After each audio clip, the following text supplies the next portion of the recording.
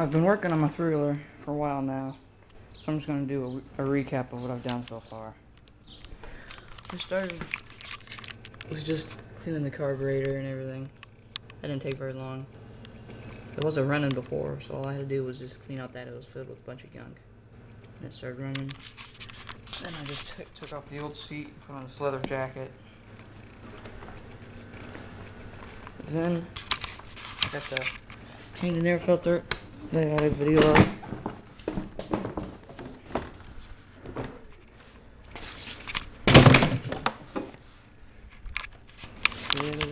It's holding up pretty good. Definitely increases the acceleration.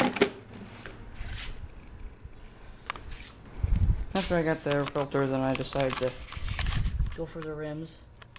Painted all of them, inside and outside. And then after that project, then I just went to the front rim and did that one. I decided not to paint the brake drum, so that would take too long. So yeah, that's what I've done so far.